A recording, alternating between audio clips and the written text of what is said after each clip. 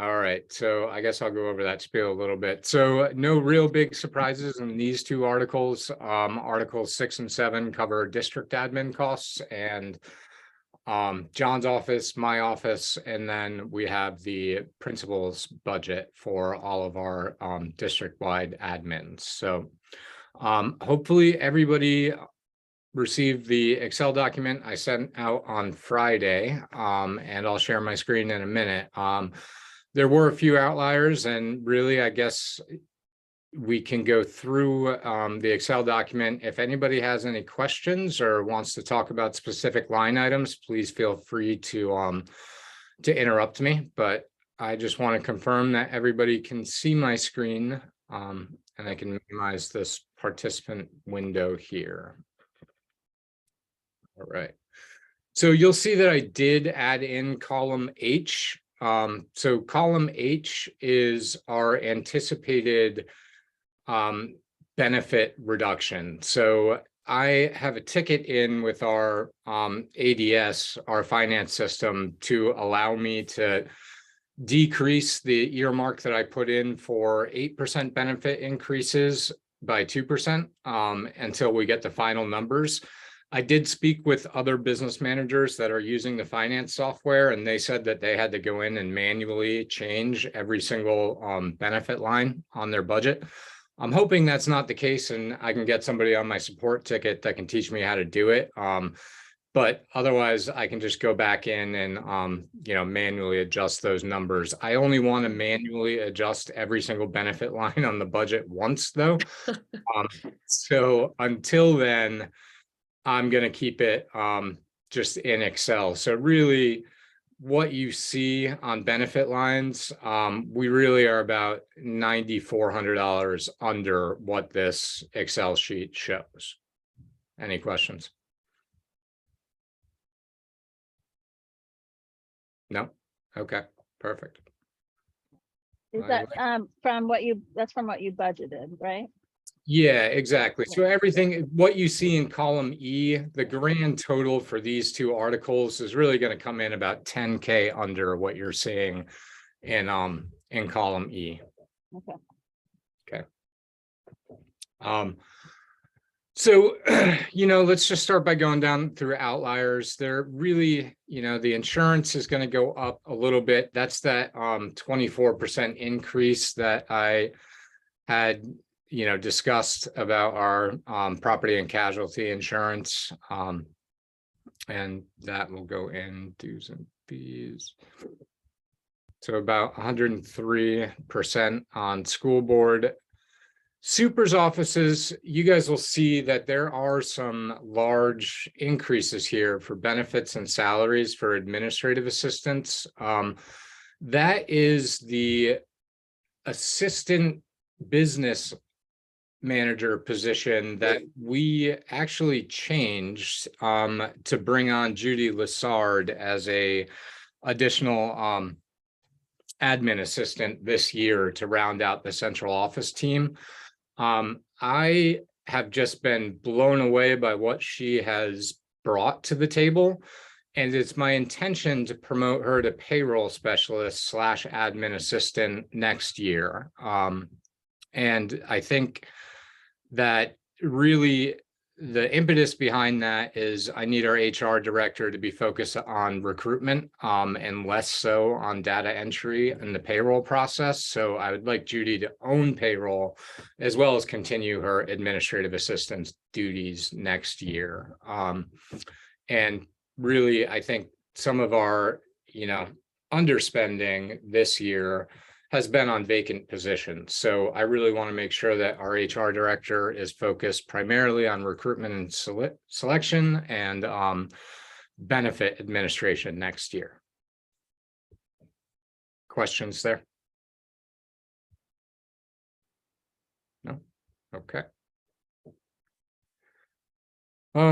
Other than that, the lease purchase, the copier, VoIP, that has gone down a little bit as our debt schedule is paid off on them. We did enter into another Kyocera lease where those payments will start next year, but we did see some savings there.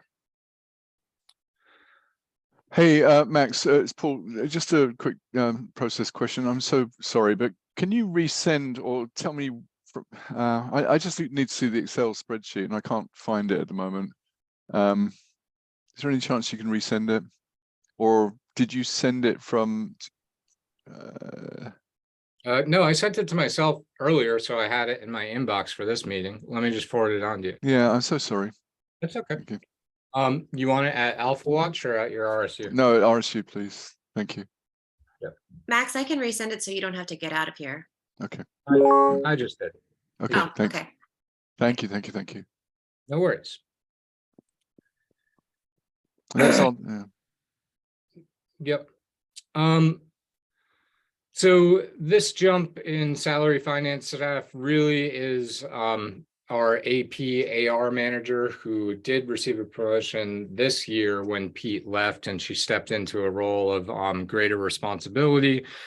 And she has been doing an amazing job running AP and AR. I think her and I just, developing together and working together, she's been a great addition to the team in that capacity. So that is, her current salary plus a step increase, which this might change. I think John and I still need to go through and review all of the non-aligned salary staff for the upcoming school year. So this is a placeholder that sort of takes a look at our step schedule and makes an assumption, but we're going to finalize contracts for non-aligned salary. And John, speak up. I think that process typically happens towards the end of April. So we'll definitely have these numbers finalized prior to bringing the final proposed budget to the board in May. Right. Well, what I do is I meet with directors, principals, and so on. They're all non-aligned staff. There's no bargaining unit. And I do a performance review with each one. And based on performance, a recommended increase could be anything from 0, which pretty much never happens because our team is really, really good, to probably a maximum of around 7% on average. Given that a teacher step increase could actually be anywhere from 7 to, in some cases, 14%, depending on what step they're on. So those are all recommended, and they're all contingent upon the budget process and the budget actually being approved. Does that make sense? And we actually do a year-long evaluation process, meeting multiple times with each principal during the course of the year, and checking on their goals and objectives that they establish at the beginning of the year. So it isn't simply a one and done meeting. It's a summative meeting based on the results of probably 4 or even 5 additional meetings that we've had during the course of the year.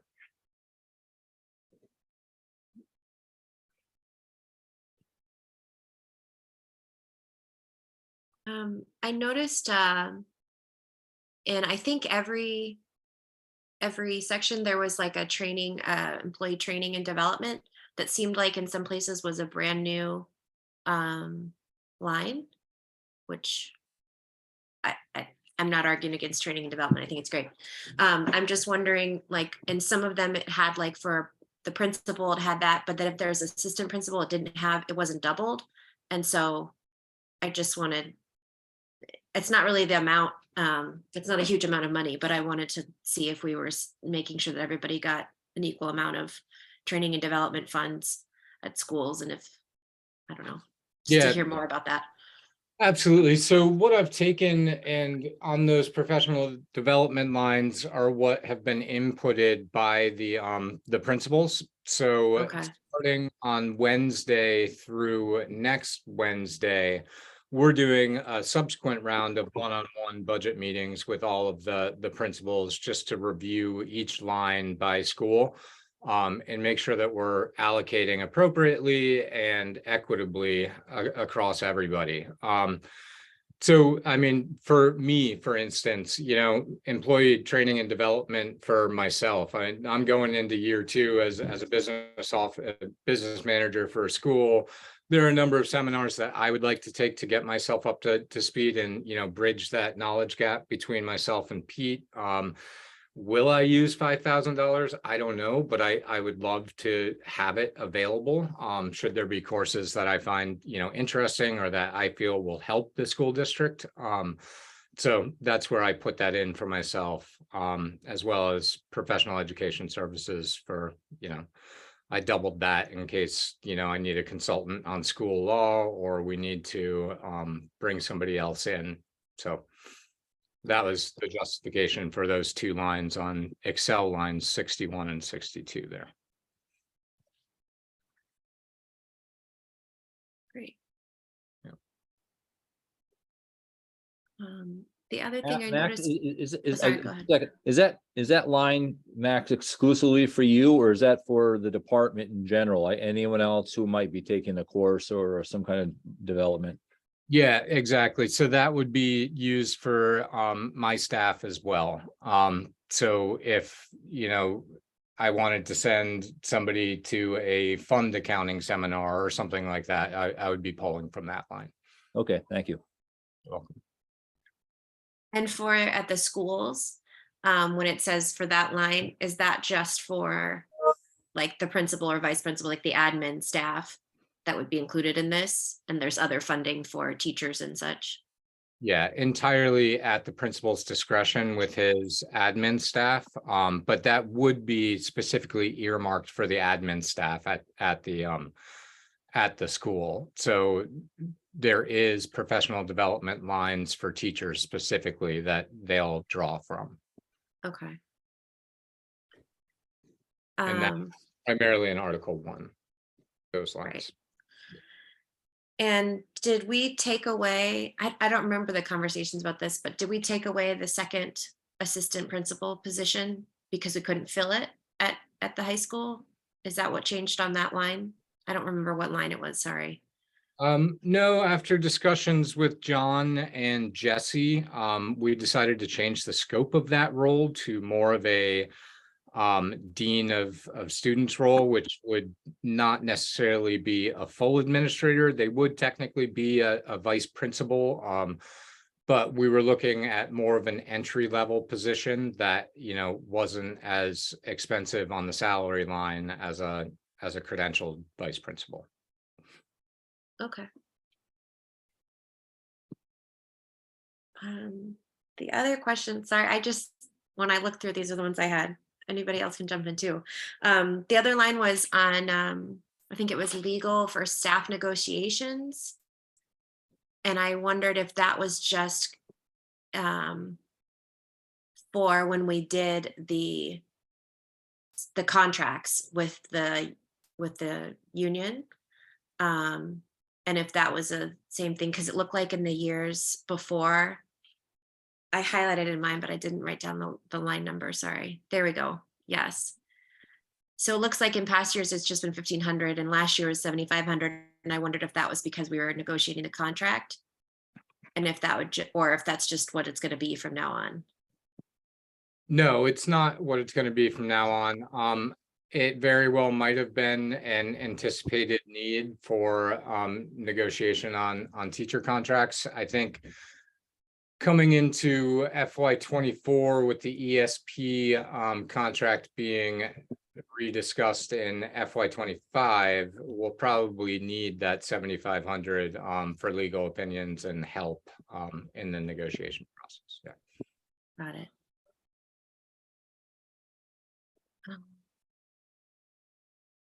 That's what stood out to me was those things. Did anybody else have any specific questions for Max or want him to go through anything? I've got a quick question on interest bonds and notes, Excel line 75, Max. Oh, thank you. Yeah, what is that? Just why is it there? I mean, it just seems like a small random number almost. 45K. Yeah. I mean, I can imagine it being elsewhere in the articles, so I'm just curious as to why it fits in under It Is- is a expense, yeah, I mean, it's an expense line. I would have to look up that account number, Paul, and get back to you to see what we've spent out of it in the past. I don't have an answer to that right off the top of my head. But Okay. it was carried over automatically in the status quo budget, so. I'm gonna highlight that myself, and I can shoot the entire committee an email tomorrow, once I find the account. And, history. and just a question of something that's not here, and I'm just wondering if it's somewhere else, but the contract we had with the prior business manager, that's now rolled out of the budget completely, is that correct? There's no That is- longer, That is correct, yeah. thank you. So, Right. And I just had a question about, you had a line on online software dash website.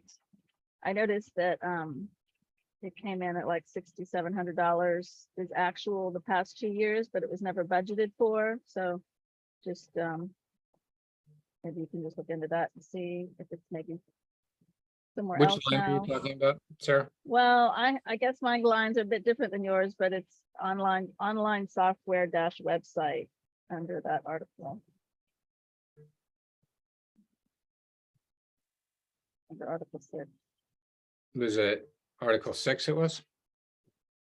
where I see it from. a There it previous- is, 24. Mhm, mhm. Oh, no, that's not it. Sorry. So a lot of software, this could be an allocation for frontline or time and attendance. It could be our HR management software and platforms. There are a lot of different software subscriptions that typically, if I was sitting at my desk in the office, I could just pull up this account line and tell you exactly what it Right. is. I don't have it right now, so again, I'll highlight that as a takeaway, and I will reply to everybody exactly what we do spend out of that line. Are we getting rid of our Zoom at some point, you mentioned?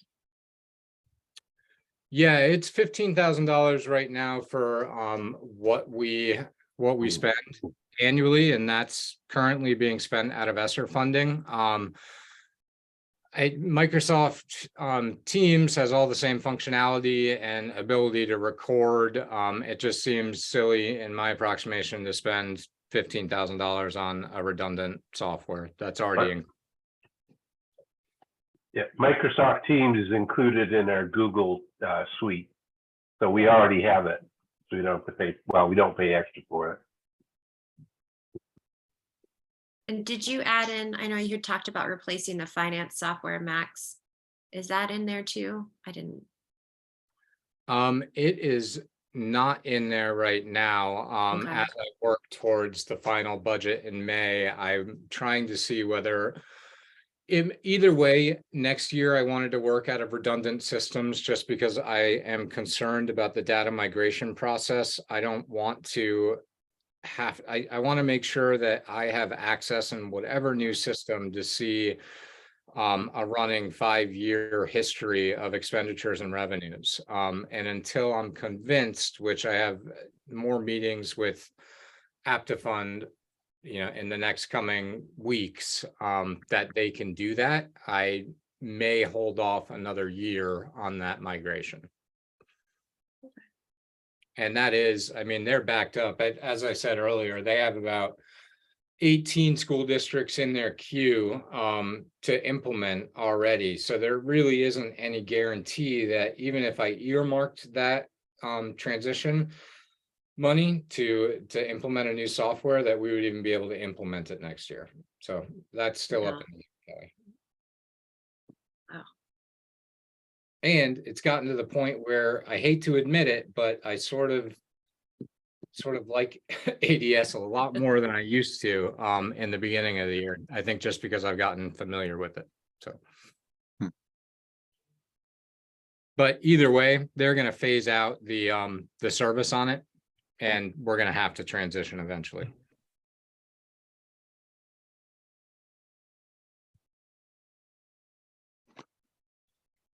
Any questions on the actual administrator, Article 7, school admin?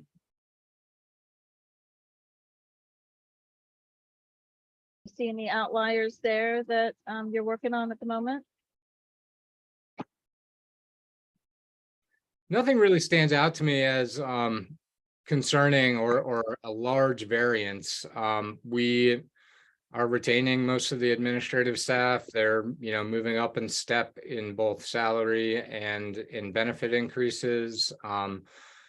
Haven't plugged in any anomalous, 2000% increase on supplies for any one school or anything like that. I think some of the wish list items that we might have further discussion on are going to come up in Article 9 maintenance for any capital expenditures. So it doesn't fall in this article. This is pretty much straight salary and benefit increases here.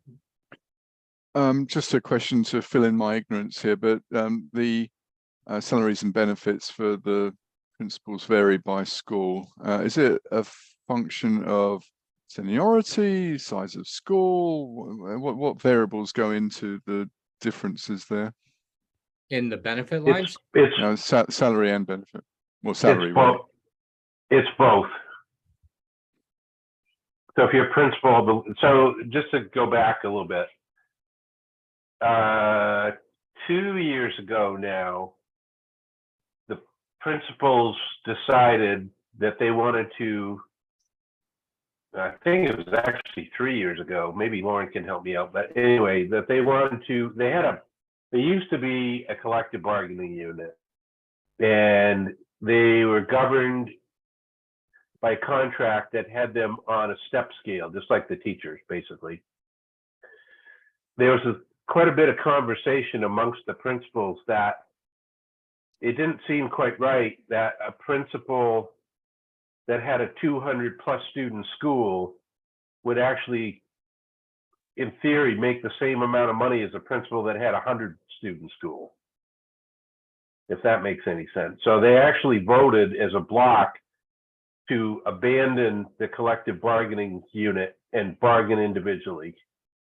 So now we go based on the size of the school, their responsibilities, and their performance. So it's a combination, Okay.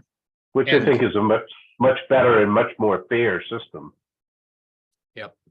And the benefit variances, Paul, are based off of their election. So whether they're a family plan or a adult plus one plan, dental, no dental, things like that. So that's all Nice. tied in from the payroll module. Okay, makes great sense.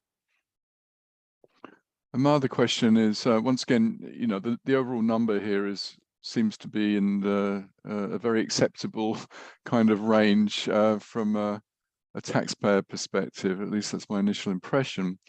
Are there any stresses, any areas where you feel like we are cutting it close to the bone, or we're sacrificing something that the board should be aware of, putting these numbers together?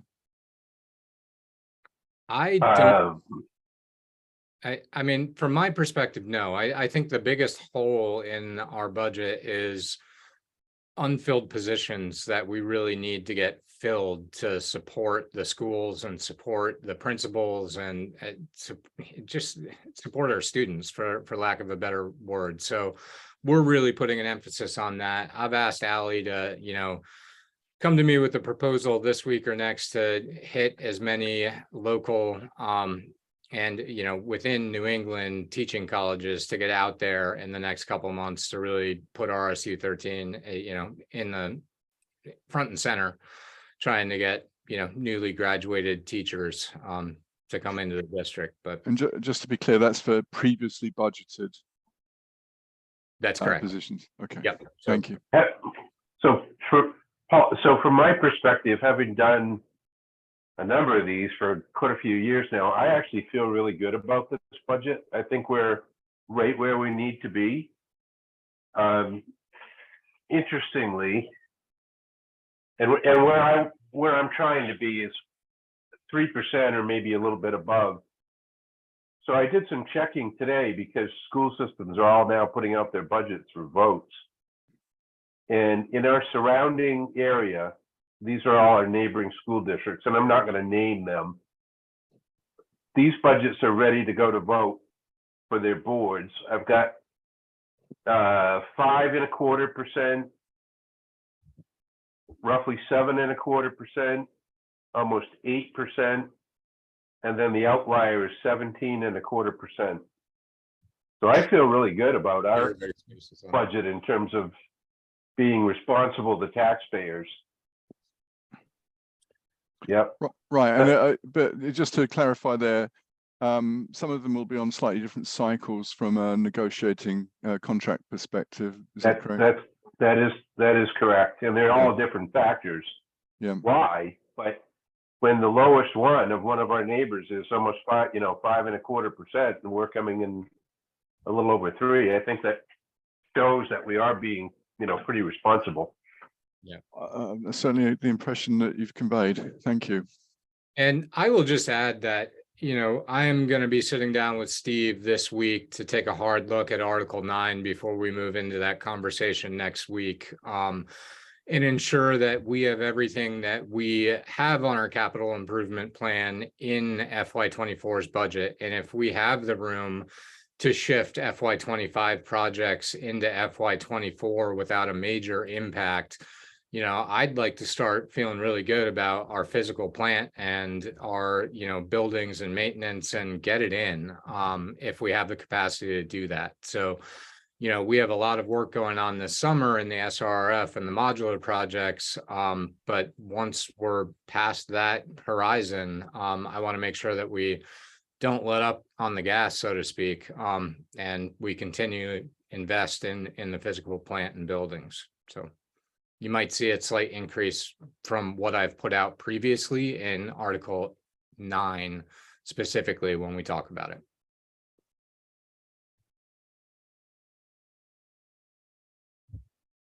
We just need to be careful of the optics of that, though. Obviously, I think we've been hearing from constituents and things like that. So, and I know you guys are trying to make this zero or minimal impact, but we just need to be aware of that as well. The optics and how this looks, without people actually opening up these spreadsheets and looking at them too. Yeah, absolutely. I think we have the room to do it and still stay within the 3% range. I mean, I wouldn't want to cross that 3.99% threshold. So I think we're definitely going to keep it within that range. But we may see some additional additions. So if I can sand and refinish, all the school gymnasiums and, get one project out without eclipsing, 3.9%, then I say, let's do it. And that really is, Paul, a conversation that I want to have with you and the facilities task force. So we'll go into more detail against the capital improvement plan versus what I'm plugging in, but definitely a topic to add to that next committee meeting.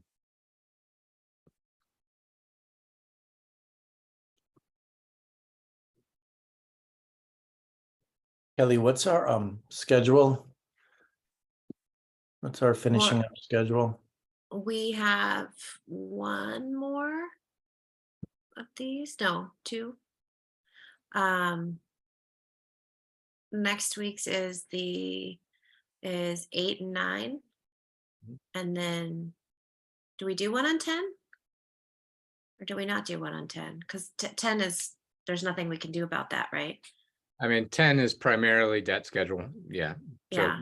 we can schedule one more meeting just to review any questions that you guys have, or if you want to revisit an article that we've already done, I have no problem adding an additional meeting.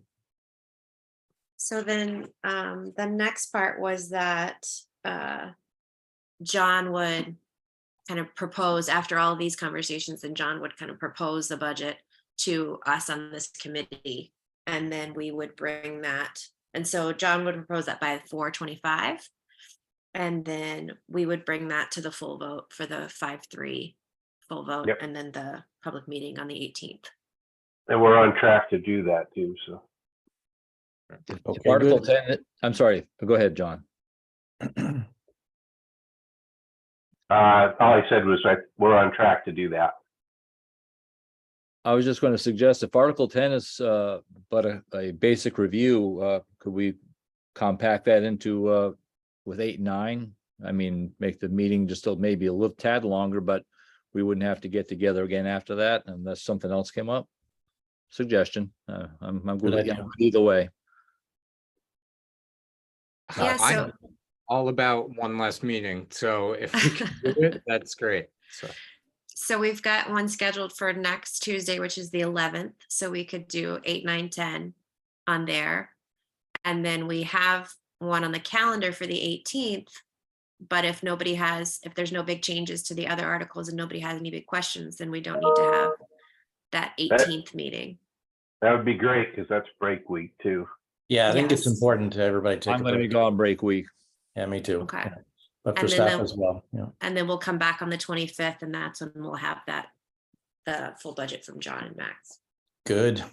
I Very have, it's Paul here. I have no interest in having another meeting needlessly, but I do want to just quickly at some point loop back to Article 1 and Article 2 potentially, and just make sure I fully understand where we stand with the pre-K and early childhood care investment that we should be, I think we should be making. I don't know if now's the time, but I just want to make sure that we've got that nailed down, because there was still some loose ends in that John was out discussing potential partnerships and so on. I didn't really understand how that all came back and enhanced the program and what impact, if any, it had on the budget.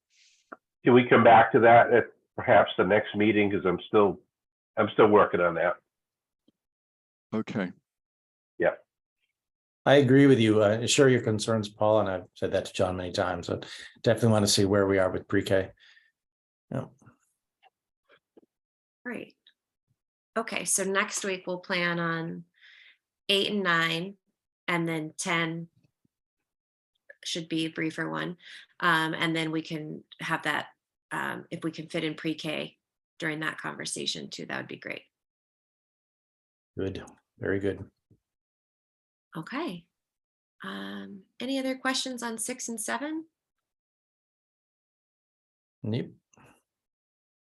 All right. Well, I love that we end our meetings early.